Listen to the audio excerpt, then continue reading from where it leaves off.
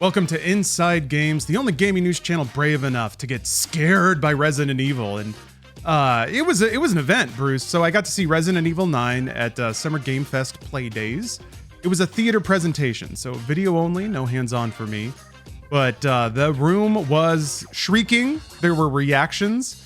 I mean, it was a pretty warm crowd, but man, they were going for it, and I understand why. So what I saw, Bruce is here. How you doing, Bruce? I forgot to... Oh, great. I'm super excited to hear about this, just because the reveal I thought was good, even though it wasn't Half-Life 3 like we wanted. It was Resident Evil 9, and that's exciting. I'm a big fan of I'm actually a huge fan of the most recent Resident Evils. I've been a big fan of 7 and Village. So I'm very excited for 9. Great. That's actually great news because 9 kind of looks like 8 and 7. 7 specifically, I think it kind of goes back to the opening, or the segment I saw felt very evocative of the opening of 7, where it's all first person, you don't have a weapon and you have to run away from something that you can't really affect much. So let's get into it though. They said that they wanted to go for something called addictive fear with Resident Evil 9. I was like, who knows what that'll mean in the long run, but I thought that was a fun phrase. The gameplay starts with Grace strapped upside down to a medical gurney. She panics slightly before calming herself, looking around, figuring the situation out. I think we're getting character notes here, essentially. She looks over and sees that there's she's being drained of blood, basically, or there's some kind of IV setup. She manages to grab the tube coming out of her arm, yanks the holder over.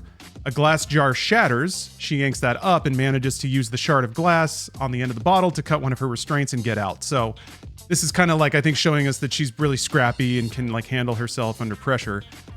And right away, the game starts. First person view. You're in this dilapidated 1900s looking hospital, which is, pretty down the middle of the road for a Resident Evil setting and, dilapidated old hospital. I noticed, so I'm curious about where it was because I noticed the plugs on the wall were not American. And now I'm going to look up European plugs to see if I can match the shape. If it's anything like any of the other more recent Resident Evils, it'll be Czechoslovakia or Romania or something like that. It was a Type G plug. GBR, IRL, MLT, MAS, and SIN. I don't know what any of those countries are. I think GBR is, I believe, Great Britain, and maybe in that context. Who knows, though? So, Lawrence, let me ask you this. Are they hinting at vampires? I don't think so. Okay, all right. Just checking. Yeah. Just checking. Well, yeah. There's not a lot of hints about the nature of the fuck-uppedness, but I think vampires are a little too slick and appealing for where this goes. So she's in this lit hospital room. What I like right away is there's one door. She goes to the door, opens it, and it is a dark hallway, nearly pitch black. You can see just a flicker of light at the end, and right away, people in the room were like, no way. And that's one of those first things where even when you're playing the game, you see that shit and you're like, oh God, don't make me. But of course you have to, right? The demo itself that I saw would kind of skip time, so we didn't see her traveling all the way down the dark hallway, just a little bit. But even still, there's just enough light to see where the walls are and stuff like that. But plenty of ominous lighting, creepy red lights behind, blinds that cast horizontal lines of red light everywhere.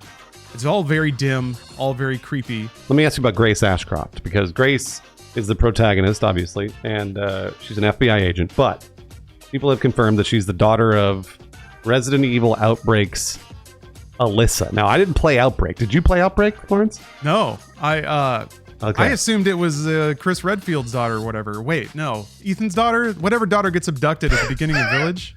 Maybe That's not. What I thought too. Shit, I don't know. It's just some random person. Apparently, that is because I was reading other articles trying to figure out who Grace was. Because they're all related, right? Every one of them is related. It's like the Skywalkers.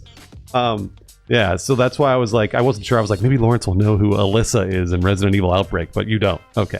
Just check. Damn. Well, I'm glad you looked that up because you did more research than I did about Grace. Okay. Outbreak. God, that was the PS2 online game? No clue. I didn't play it, and that's the thing, and that's why I was if anybody will know this, it's Lawrence, and if you don't know it, then boy, oh boy, we really are down a hole, let me tell you. That is a deep, deep cut. Yeah. That was a online Resident Evil game. Yeah, you needed the like PS2 online adapter. That's one of the few Resident Evils I never played because of it. Anyway, wow, deep cuts. Okay, they went into the lore hard. I don't know much about her history, but I think the few character notes you get of her make her kind of an interesting protagonist. She strikes that interesting mix of being capable but also being vulnerable. And I don't mean vulnerable in like the woman's sense. I mean like she's not an invincible video game protagonist, which is sort of what Ethan became once he started, sticking his hand back on his stumpy arm and it just worked. Yeah. She's not there yet, and I think that's expressed not only through the I like the mixture of like she's a human who can die, but she like was resourceful and got out of her situation in the beginning. But while you're playing as her, she is constantly like she's breathing shallowly, she's cold, you can kind of hear her breath catching a lot. There's a lot of expression from her to make you feel vulnerable and on the edge of death, essentially the whole while you're crawling through this very dimly lit hospital. We'll throw back to the demo. It becomes Resident Evil pretty quickly. There's a door with a sigil on it that's locked. Okay, we gotta find the key. The first item you get is an empty bottle you can throw, so that kind of implies that maybe there's some distraction mechanics. They didn't use it, but it was like a consumable item that you could toss. The next item, because again, they're kind of just like fading between these events that happen in this demo, you get a lighter. So that helps you see in the dark, but like a proper horror lighter, the light fall off is so close. Like you have to basically rub up against a wall to see what's there. And you get the most narrow bubble of light around you that barely illuminates the floor. And then it's just black beyond that. So they're doing such a good job of like giving you tools, but they're also shit tools that again make you feel really vulnerable. And then we get our first jump scare. Again, like I like that they're still kind of cute around the doors, very Resident Evil thing. In the original, it would go first person to show the door opening. Yeah. So the moment when you like exit the room for the first time, you go through a door and see the black hallway. Great Resident Evil moment. Another one happens later. You go up to a door and then a zombie falls through or a corpse. Grace very sagely leans down, checks for a pulse, says he's dead.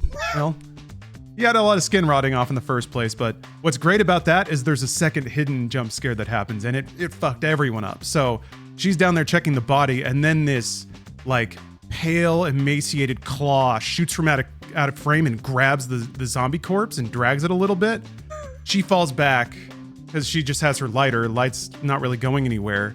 And then you see this like shadow kind of bend down from like 15 feet up and just take a massive bite out of the corpse. Oh. And then it kind of leans towards you, towards the camera, menaces a little bit. And you just see these massive, disgusting, giant human teeth out of this like torn up mouth. Just kind of like, very alien for a minute. And then that kicks off a chase sequence. Now you've got this very, very large, lumbering, disgusting thing making the most terrifying noises, lots of guttural screams. And it seems, kind of female, but kind of messed up, wearing all these tattered rags and stuff. It reminds me a bit of, you remember do you remember the mutant from 300, the little guy that wanted to be a Spartan? Of course. It's like that, but like 20 feet tall. Got it. And like big bulging eye, like stitches across the face. Seems like a creature that's been maybe not quite as grafted together as Elden Ring's monstrosities, but something just a little bit removed from that. And this thing is like really terrifying to see, like lumbering after you in a narrow hallway. The animations of it like stooping through a door and going to new rooms, disgusting and terrifying. Anytime you think that a monster can't do a thing and then it does, like you hope that if you go through a small door, it won't chase you. But so some of those scenes were amazing. And it is that kind of like Mr. X or Tyrant or even the family from Village or from Resident Evil 7, where you can only run. And if it grabs you, there was like an animation of this horrible thing grabbing Grace and like taking a big bite out of her shoulder before she squirmed away, and then you'd have to use healing. But the rest of the demo is basically you going around in this hospital trying to get a series of tools in very grand Resident Evil style to escape while, not getting eaten by this horrible thing that's stomping around. So there's these shutters that are closed. You got to find a fuse to open the shutters. There's a fuse and a case that you have to find a screwdriver to open. So you find the screwdriver, open the case, get the fuse, put it in there. Shutter opens and the demo ends. Actually, wait, there was a cheeky little fun thing at the right at the end of the demo. They put the video went to a pause screen. They tabbed over to the options, went down to a perspective selection, and flipped it from first to third person. Oh, cool. And then the camera pulled out and showed Grace running around. So you can play it in first or third person right from the start. I think they patched that eventually into Resident Evil 8. They did, yeah. But that's cool. And yeah, the audience loved that. Everybody, even though the gameplay itself, and this is kind of, I'm of two minds on it. The presentation is probably the best Resident Evil's ever been. Even though, Biohazard and Village had some really incredible moments. A lot of first-person theater that was just really good. The gameplay, though, was about as bog standard as you could expect from a Resident Evil game. Running around, very few items, keys and screwdrivers and fuses. Why mess with success, I guess? I do like it when there's some flourish to the gameplay in a new game, something that kind of adds a little texture. Maybe it's too early to see that. But so far, it's got massive style points, and the gameplay is about as simple as you could expect from what I assume to be the opening minutes of a Resident Evil. I will say that Village, I thought the same thing about when I played Village, or I watched Village. I was like, ugh, it just looks like a get a gun and get a thing and do the. And Village was just like immaculately paced. The pacing of that game was almost perfect, in my opinion. And I loved playing it because it was paced so well. So I'm hoping that Requiem has that same pace. Also, Lawrence, I've been doing research on the lore, just so you know, because I was curious about Requiem and I was curious about Grace and all sorts of other stuff. They show Raccoon City in the trailer, which you'll probably see over this. Well, that's right. It was like nuked, right? Yeah, it was a big crater. Exactly. It was nuked, and so everyone is sort of hinting at that means we're probably going to get Leon. Leon's probably going to show up because they saw Leon's Jeep in front of the Raccoon City Police Department. So everyone's like sort of thinking that like Grace might be related to Leon and like Alyssa Ashcroft and like who knows what this is all playing out to be, but that's sort of just a little tidbits of lore that I've seen on the internet. Everyone's sort of doing a lot of theory crafting. Yeah, I did see it was like a rumor from a source of varying trust, I guess. People accepted it or didn't, but yeah, there was some rumor floating around that Leon was actually going to be the main character for this. I'm not sure that that's the case, especially if they were leading with marketing about this character, but who knows? Could be a massive switcheroo. I think that'd be kind of a depressing one. I like Grace, and I like the way that she worked in a Resident Evil game. But yeah, maybe I could see like a two-character situation where one character sort of represents Resident Evil that's actually scary, and the other is more the like action spectacle side. So when you're in Resident Evil 6, I feel like almost tried this, but it was all action spectacle despite their attempts. But yeah, maybe Leon is out there doing like spinning kicks and pile drivers and shooting helicopters down, and who knows. And then Grace is she's over here cold and alone and barefoot trying to survive in a dilapidated hospital. So that could be a fun like pacing swap up. But who knows? Before long, for all we know, Grace has got like secret Wesker genes, and she'll be Neo transporting around and flying around and punching giant moon zombies in the face. Who knows? Resident Evil has the capacity to both be very grounded and scary, but also the most ridiculous thing in the world. Lawrence, did you know that Google AI says this game's coming out February of 2026? That's pretty soon. Oh wow! Shoot, I'm behind, man. Did you know that? I missed the boat. Did you know that? That's I am actually very excited. I had no idea that it was this close. So it's like only 9 months away. Did they actually announce that, or is Google AI being a turd? Who knows? Who knows? Google AI could be totally wrong. That's why I quoted Google AI, because I was like, this could be totally wrong. But I've seen a lot of like articles. Polygon says same deal, February 26th. Okay, so they must be very clearly. Yeah, I think they're definite about the scope of the game, and they're confident they can finish it by then. So I guess we'll be seeing a lot more of it throughout the fall. It's a shame it won't be out for Halloween, but yeah, the kind of like you said, Bruce. Even though I do like to see a little gameplay texture, it was the beginning of the game, and if what they wanted to do was communicate their ability to convey style and pacing, I think they did it very, very well. So yeah, I think those elements will be on display and even more refined than in 8. Fantastic. I'm very much looking forward to this game.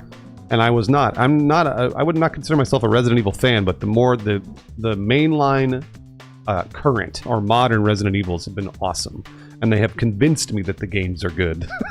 Whereas before I was kind of like shrug, but like I loved the remake, I loved Village, I loved 7, so like I'm very much looking forward to Requiem. Yeah, same here. So thank you, Capcom, for inviting us to the theater presentation, and I guess we'll be counting the days until we can dirty our pants alongside Grace.